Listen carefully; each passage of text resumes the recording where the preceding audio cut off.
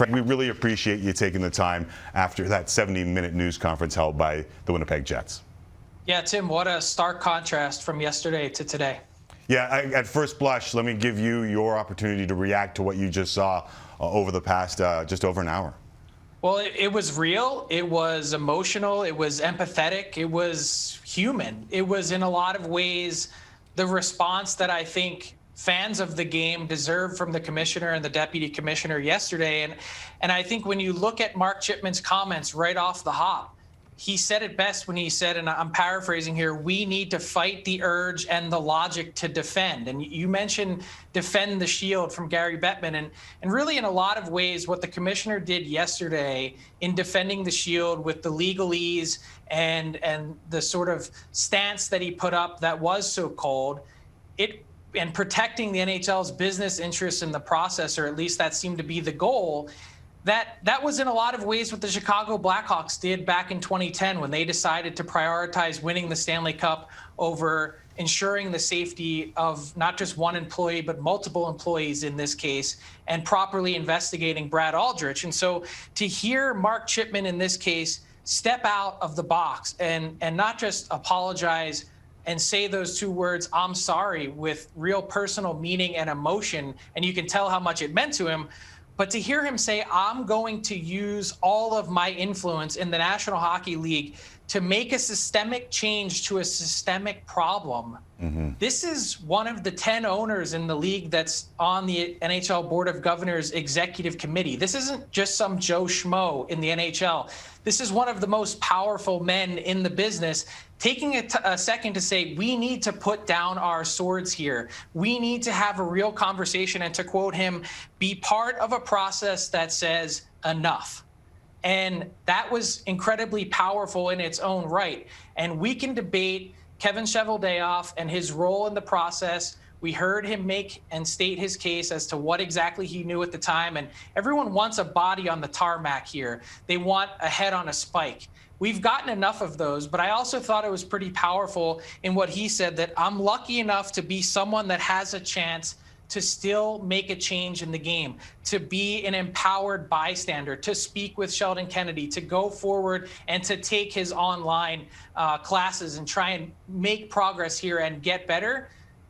You know, we all want to go back, I think, and unring the bell and take a step back and say, well, I might have done this or I would have done that. And we can't do that now. All we can do is move forward. And I think today, this press conference, not just fans in Winnipeg can be proud of the stewards of that franchise with the tone that they set and the words that they used, but also the confidence that emanated from it in terms of the authentic message that there actually will be something coming from this and that they will actually try and make the game better. It didn't feel like words, whereas opposed to yesterday, Tim, it felt like a lot of legalese words and words that went way over your head. Yeah, it didn't feel like a human response. It felt like something that was cured, that was manicured, that was set up. And I think when people are responding the way we see on Twitter, and I'm starting to see things calling for Gary Bettman's job at this juncture in time, I think what people want,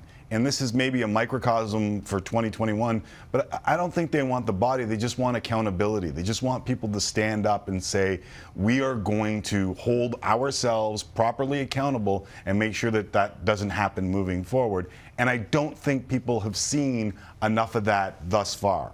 Separating from the facts, do you feel like that's what people want at this juncture?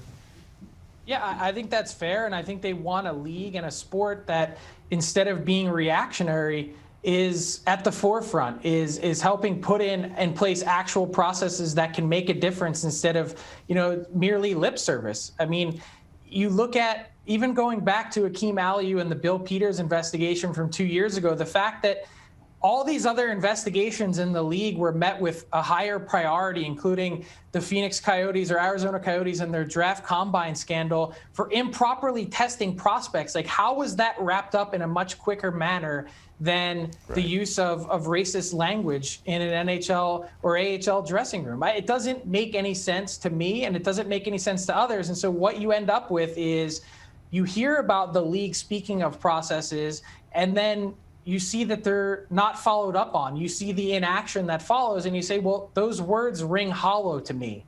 I didn't get that same sense from the Winnipeg Jets today. We mentioned your letter. Why was it important that you, as the president of the Professional Hockey Writers Association, and your collective put that out to the public? Well, first off, I wanted to put my name on it also because I think it's important to stand up and be counted. You know, there's a lot in this industry of connections that you make with people, sources that you have, different people that you talk to. And I'm not sure at this moment that all of that matters quite as much. And not to say that I want to burn bridges and throw all that out, but this is what's really important right now. And if our organization, being journalists that cover this league so closely on a daily basis, can't step up and say, enough is enough, you know, something needs to be said here, it's not enough to just have it pointed out casually on the Zoom call by another reporter after others were given second questions for someone else. Why should someone else that's a journalist have to even say to the NHL on that call yesterday, I'd hope that you would call on our colleague who has led the charge from not just Kyle Beach's behalf, but so many other really important stories, to say, why doesn't this person have the ability to ask questions? There's optics, transparency issues that are in play here. And it wasn't lost on me, by the way, Tim, that the very first person that the Winnipeg Jets called on in their press conference today from the Zoom portion happened to also be Rick Westhead. Without a doubt. Do you think that Gary Bettman is in hot water after Monday's press conference with owners who employ him? Hard to say. I haven't canvassed owners around the league. My understanding, with as long as Gary has been in office and has held his tenure, you know, it's not lost on me that this seems to be really percolating for the first time that I can remember. You know, there may have been some whispers from fans, but the fact that it's come louder from journalists and other people around the league that cover it so closely, you know, this has grown louder than it ever has before. It's gone to a new level.